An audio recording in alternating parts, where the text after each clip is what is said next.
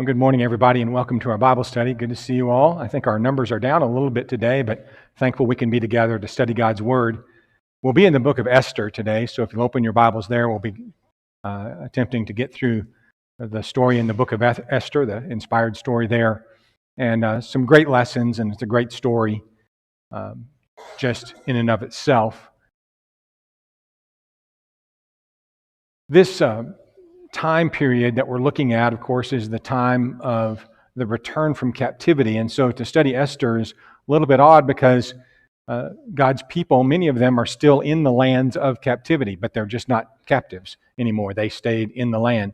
This fits historically, as far as chronologically, the book of Esther fits between Ezra chapter 6 and Ezra chapter 7.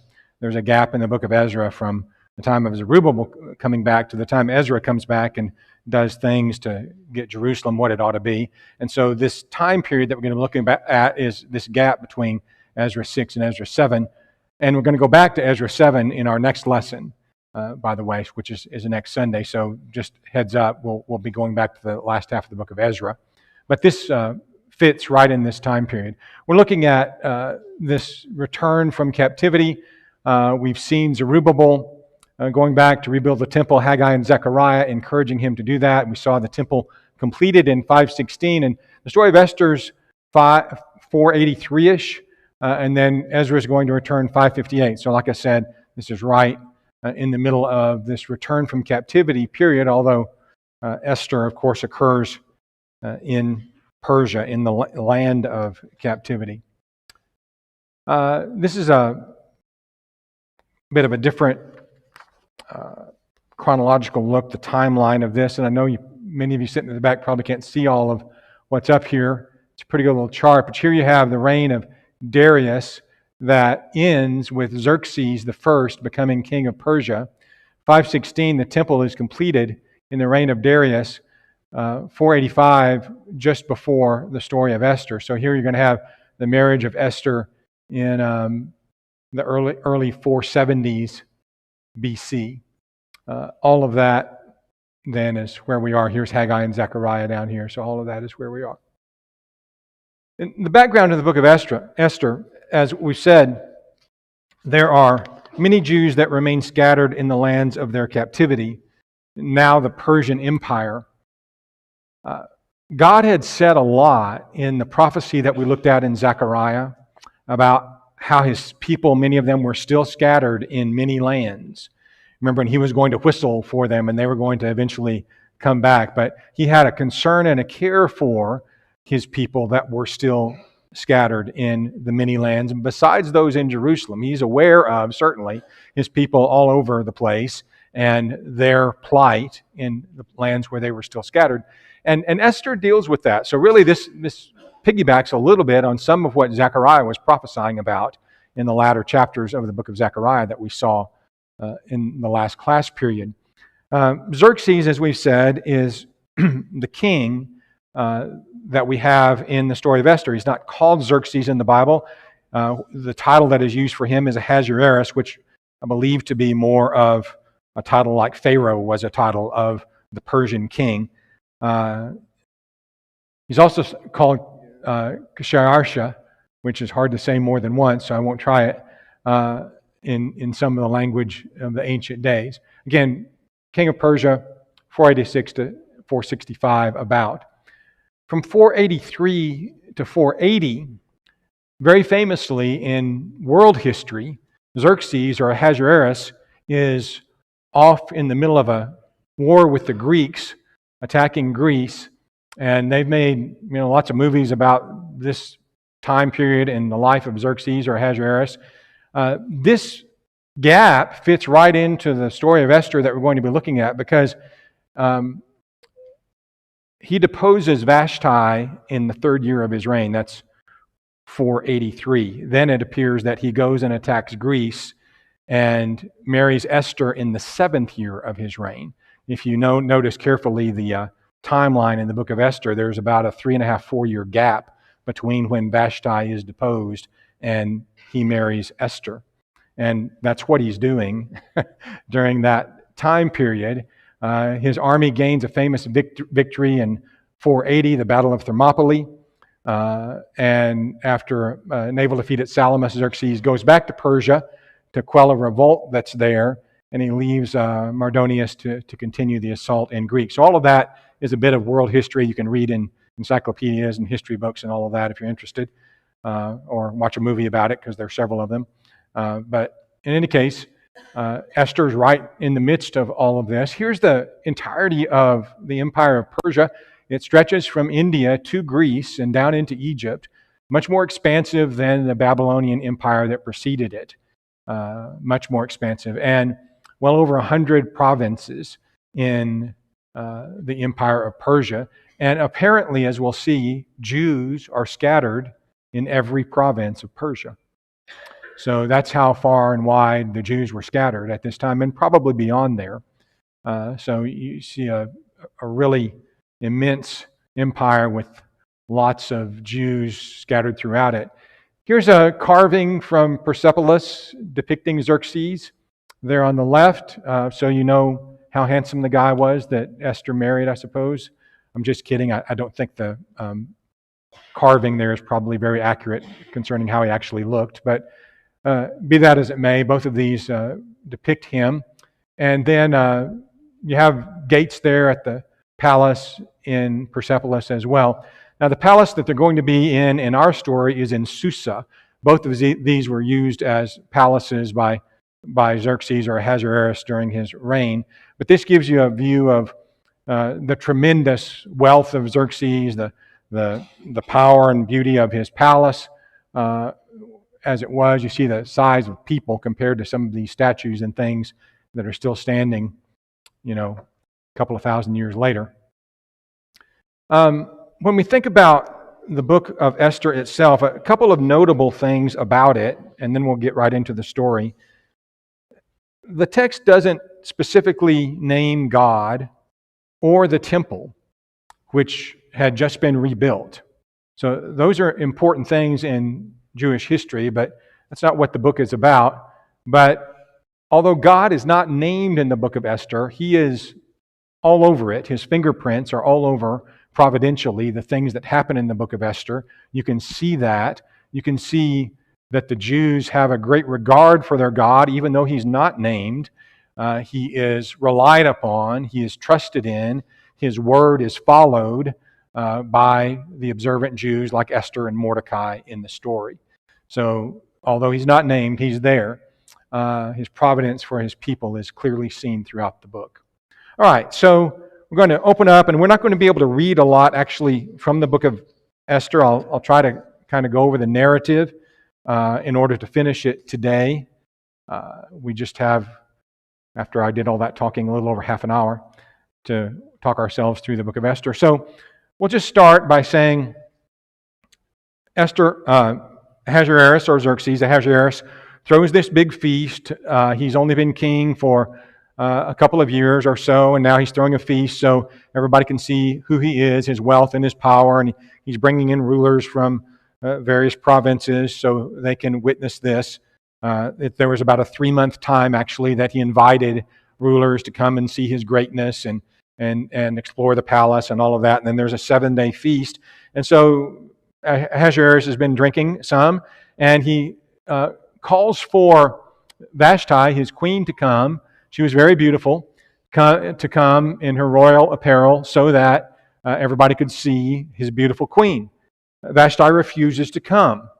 The king becomes angry and seeks the advice of his counselors in chapter 1, verses 13 through 15. A lot has been made of why Vashti didn't come, didn't appear. Was it her modesty? Was it that she didn't like to be ordered around by her husband? Lots of possibilities, none of which I think we can say for sure.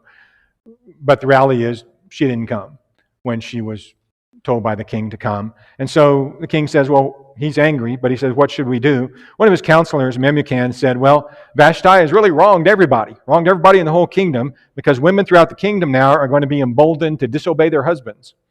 And we can't have that, right? So everybody's going to hear about this, and they're going to disobey their husbands. So Memucan says that Vashti should be banished from the presence of the king, and that by an unalterable decree, and somebody else found to take her position.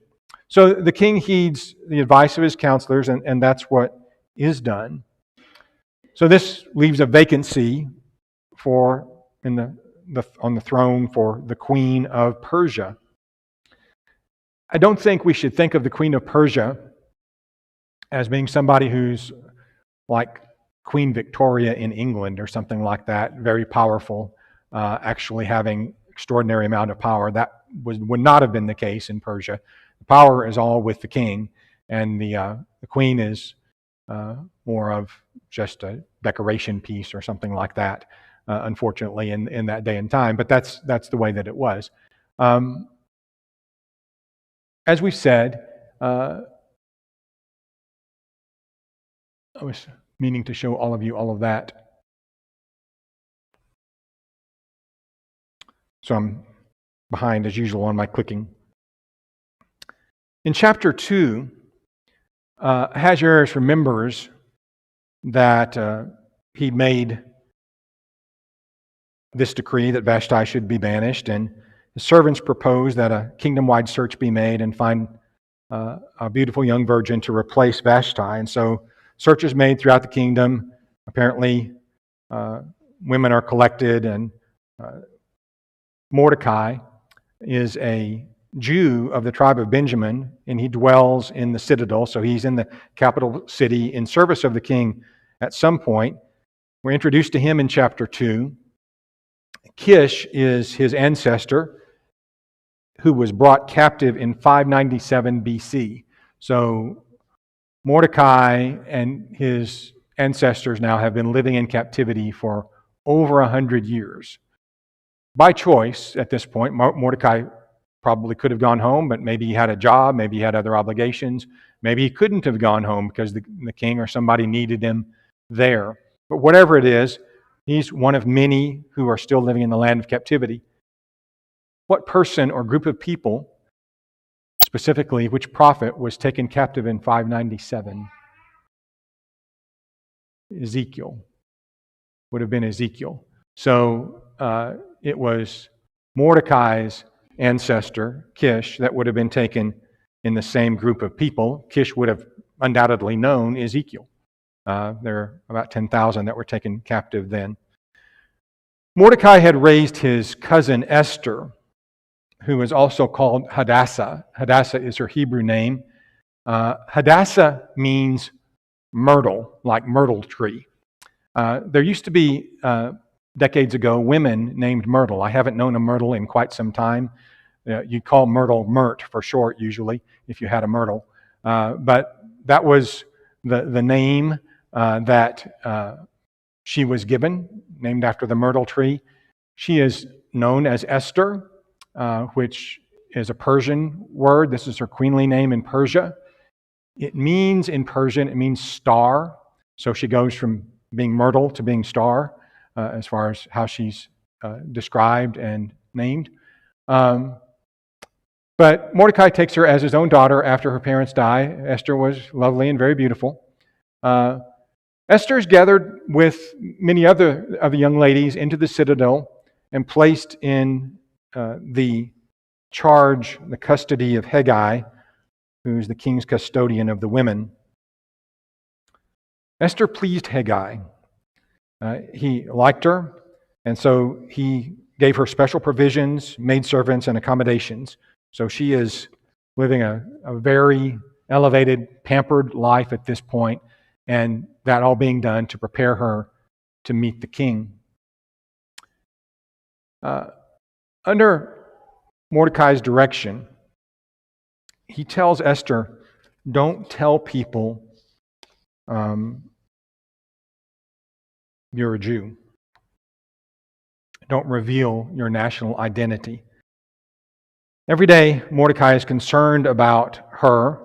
Obviously, men who were not eunuchs could not go in, and who didn't have permission to go into where the king's women were. So he's pacing outside all of the time, concerned for Esther's welfare, hoping to get some kind of word there, and he does occasionally apparently get that.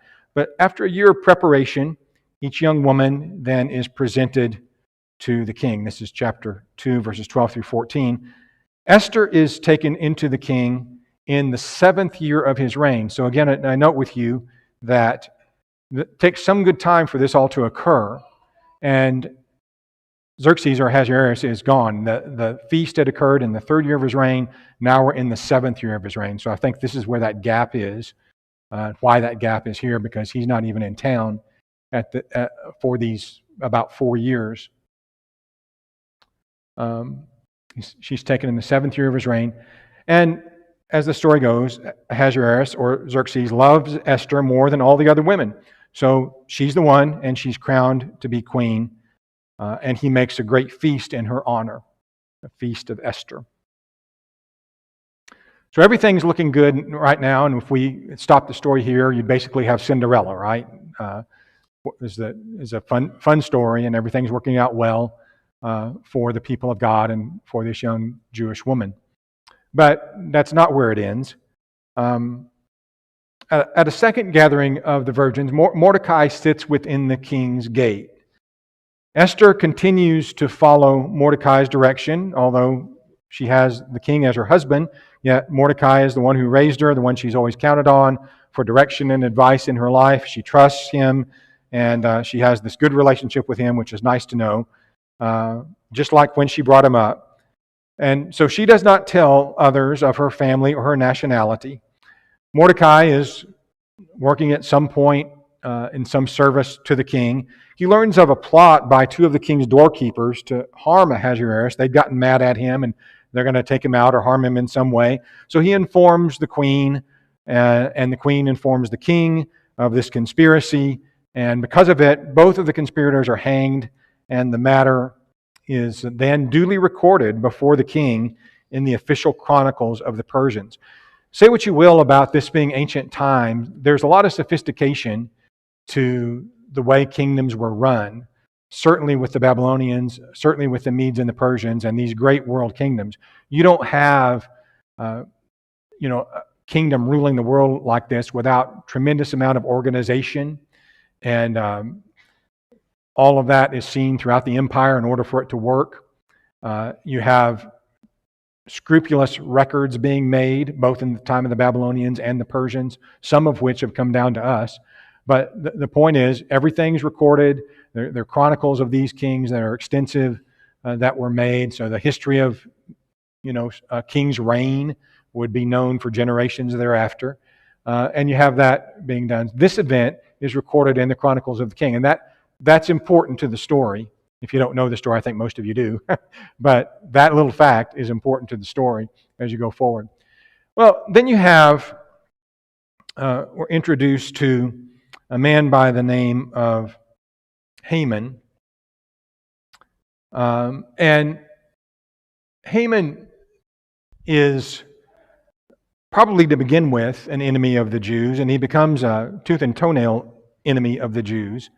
5 years after Esther is made queen, Haman is elevated to chief prince by Ahasuerus. Chapter 3 and verse 1. The king commands all of his servants to bow down and pay homage to Haman, but Mordecai would not. Now, I don't have a great explanation for this. Why wouldn't Mordecai obey this command of the king? Is it because of the paying homage part of it, and Haman's just a man? I don't think that is the reason, but I'm not 100% sure. It's not like he's really called upon to worship Haman as a god any more than he would have been to worship Ahasuerus as a god. That, Haman's not elevated above Ahasuerus, but Mordecai will not show respect or do bowing, if you will, to Haman. A possible reason might be that Haman is described as an Agagite, which some scholars, with some reason, think that he may have been a descendant of the Amalekites, of King Agag, of the Amalekites, ancient enemies of the people of Israel, going back 500 years. And so that makes more sense to me. I'm not sure that's the absolute reason, but it makes more sense to me that Haman is an enemy of the Jews from the get-go, and Mordecai knows that, and Mordecai is not going to show this enemy of the Jews, who should have been destroyed 500 years ago, by the way. He's not going to show him any respect. And likely that's the reason, I would think. So he's honoring God instead of honoring the king's wishes. That sounds more like Mordecai to me. He's honoring something God would not have him honor an Amalekite. So he's honoring God instead of honoring the king's wishes. But Mordecai explains to the king's servants that he is a Jew. Well, so that cat is out of the bag. Now that will be known that Mordecai is a Jew, and what Haman figures out is he's really mad when Mordecai doesn't honor him. So he realizes, though, that Mordecai himself maybe isn't the problem, but that all of the Jews are the problem. And there were a bunch of them in the kingdom. And so Haman decides he doesn't just need to take out Mordecai, he needs to take out all the Jews, because none of them are going to respect him, and he's going to have all kinds of problems with them all along. And so a lot is cast, and again, a little factoid that's real important here. The word for lot is pur, P-U-R, from which the word Purim is going to come, and it's going to be a feast of the Jews that celebrates this. But a lot is cast to determine for Haman what month he wants to destroy the Jews. This is happening in the first month of the year. The lot is cast, and it falls on the 12th month of the year. So this is good for the people of God, because they're basically going to get wind of the plot to destroy them, and they've got 12 months to figure out what to do. Only takes them 3 months to figure out what to do, but they've got 12 months before the day of their impending destruction. So what Haman does is he goes before the king. He charges the Jews with keeping their own laws instead of the laws of the king. He proposes that the Jews be destroyed, and he promises to give the king 10,000 talents of silver into the treasury. All of that is very attractive to the king. I've got people that won't obey me, and you're going to give me 10,000 talents, and all you want to do is wipe the people out that don't obey me. So the king says, go for it. He gives him his signet ring, and they make the decree that the Jews would be destroyed in the 12th month. On the 13th day of the first month, Nisan, is when the decree was made, authorizing the Jews to be destroyed in the 12th month. Copies of the document are sent by royal couriers throughout the kingdom, because why? There are Jews throughout the kingdom. God wasn't kidding when he said he scattered them all over the place. So the proclamations sent throughout the kingdom to be carried out on the 13th day of the 12th month of Adar. The decree authorized the annihilation of the Jews and the plunder of their possessions. So just be a wipeout of all the Jewish people in the kingdom. So the king and Haman share a drink on this, and the entire capital, though, is in confusion. I might make mention of this. The capital city is in ancient times known as Susa. In your Bible, it might be Shushan, but it's the same place, just a different way to pronounce the Hebrew S there, whether you have an H on it or not. But in any case, it could be Shushan or Susa. But there is confusion in the capital city. People don't know what to make of this. What happens is Mordecai and the Jews, they're mourning and weeping about the decree when they get word of this. Esther is not really realizing what's going on, and she sends to Mordecai to learn the reason, what's going on here. And Mordecai then, through courier, through messenger, reveals Haman's plot to Esther, sends her a copy of the decree, and asks her to plead before the king for the Jews. So here she is, a Jewess, but the king doesn't know she's a Jewess yet. And Mordecai is asking her to plead for her people. Esther, you talk about being put on the spot, right? So Esther is put on the spot, and especially because anybody who enters into the king's court without being called by the king could be killed unless the king extends his scepter and accepts that person in his court. Esther says, I haven't been called before the king for 30 days. They've been married 5 years, so he doesn't have to see her every 30 days is enough, apparently. So he hadn't been in to see her she hadn't been in to see him for 30 days. And she said, I could go in there and he doesn't extend his scepter and it'll be, off with my head. Mordecai, in one of the great texts, I think in all of the Old Testament, a super text for us today, in his wisdom and faith, he tells her, you're not going to be spared anyway. If the Jews are all killed, you'll be found out that you're a Jew and you're going to be killed. So whatever you do is, if you avoid this, you're not going to be spared. But also he says deliverance from the Jews would come eventually. How does he know that? Why does he think that deliverance for the Jews is going to come eventually?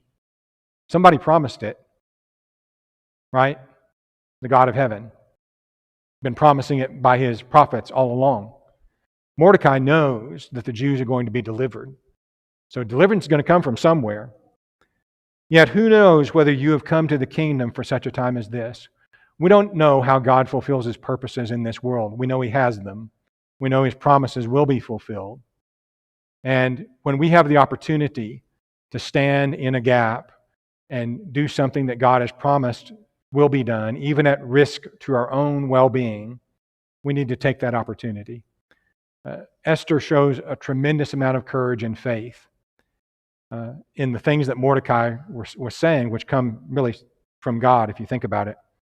So Esther tells Mordecai to have all the Jews in Shushan fast for her for 3 days. Now, she doesn't say pray, but the implication is obviously they're fasting with respect to what God is going to help accomplish. They fast for 3 days, and she would go before the king, and she says, if I perish, I perish. I'm going to do the right thing. I'm going to do the thing that needs to be done, even if I die doing it. That's such an attitude that we need even today, such a commitment to the Lord and his work and his people. So on the 3rd day of the fast, Esther enters the court of the king unbidden. The king indeed does extend his scepter to her and ask what she wants, up to half the kingdom. That's a thing ancient kings often did. You were not supposed to ask for half the kingdom. We're supposed to show his magnanimousness, his greatness, but you're supposed to ask for something a lot smaller than half the kingdom. But nonetheless, Esther simply says in her wisdom, and you see a lot of wisdom in this, says, I'd just like for you and Haman to come to a banquet at my house.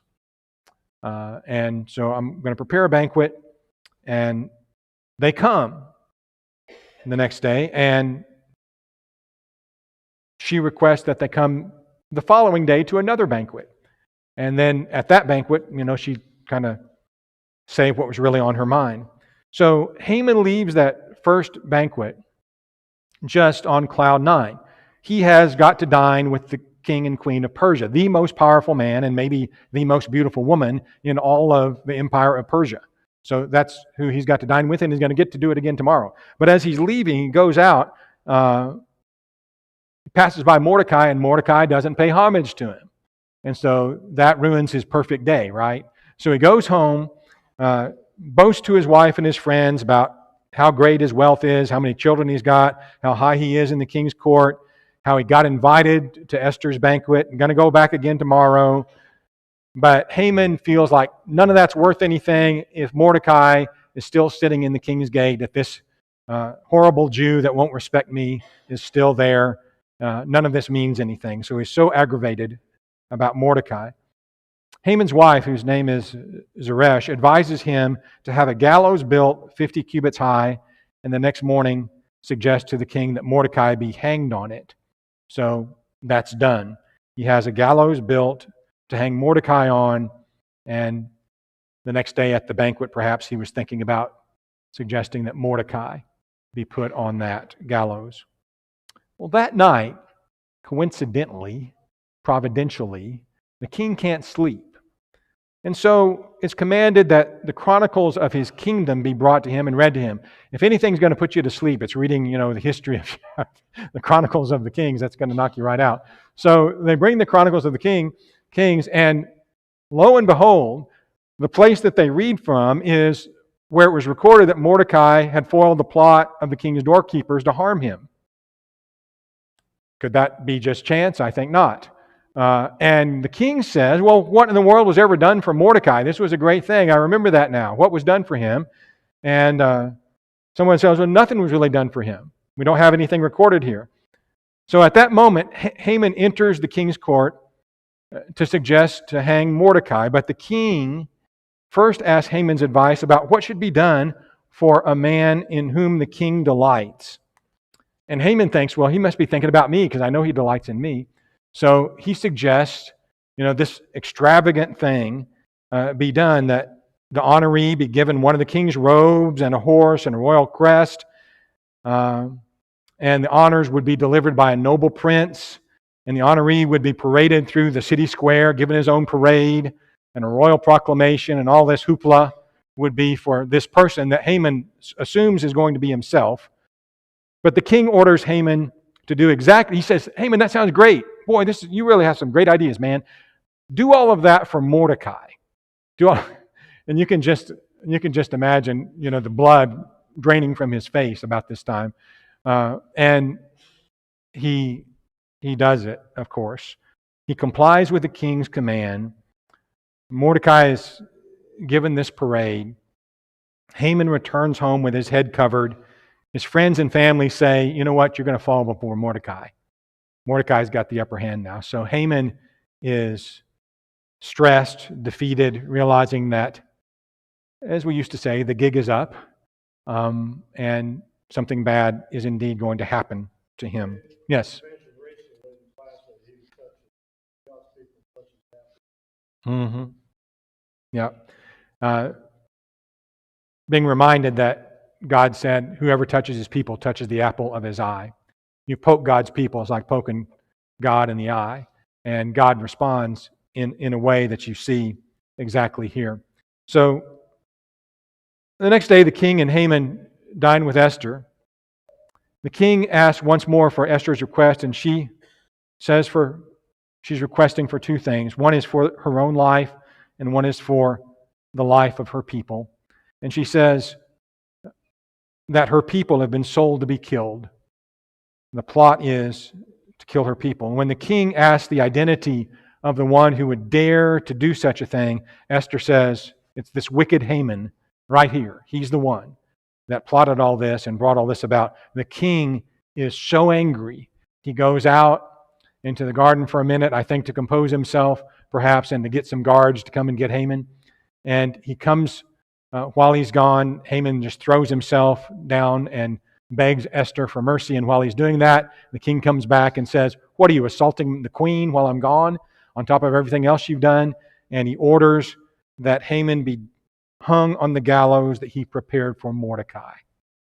Talk about poetic justice, divine justice.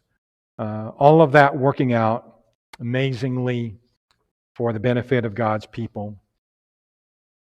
The king gives Esther the house of Haman and promises, I should say, promotes Mordecai to Haman's position. So Mordecai is now lifted to this very elevated princehood in the kingdom.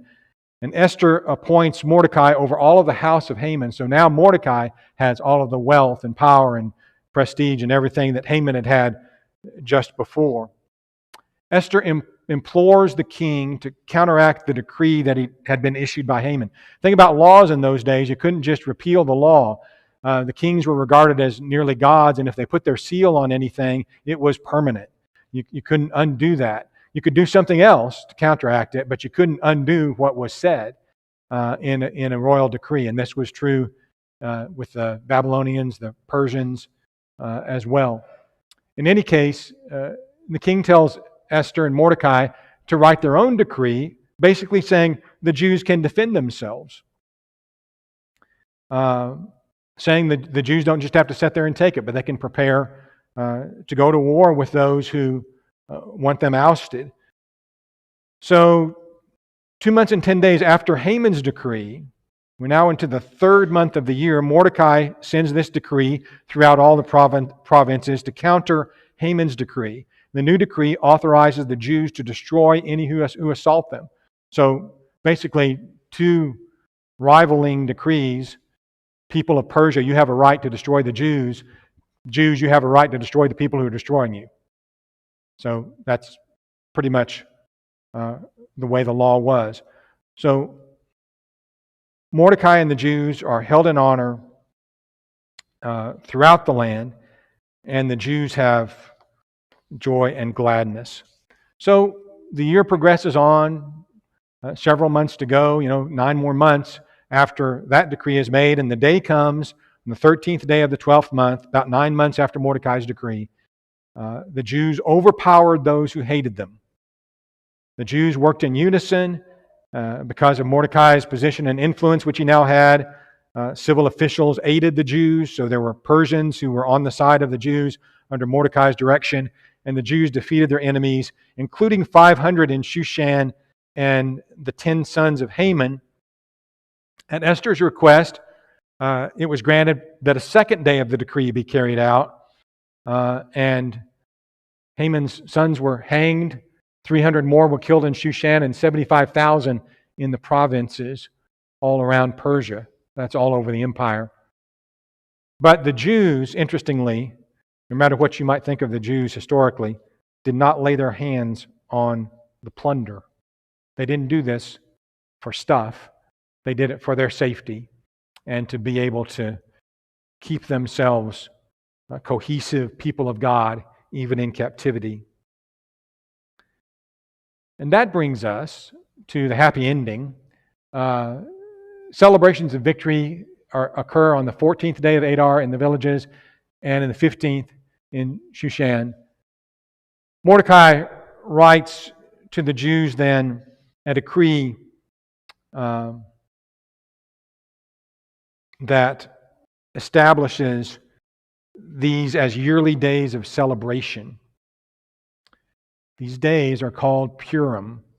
This is still celebrated by the Jews today. In fact, it's something that a Jew is more likely to celebrate other than any other feast than either Tabernacles or Passover. Those would be the two other ones that they really do celebrate. But Purim is still celebrated today by the Jews, and Hanukkah, I should throw that in. So those are the four that I see Jews still doing a lot today. They keep this throughout their generations.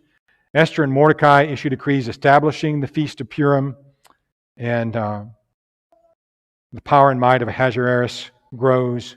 The greatness of Mordecai, all of that's recorded in the Chronicles of the Kings of Media and Persia.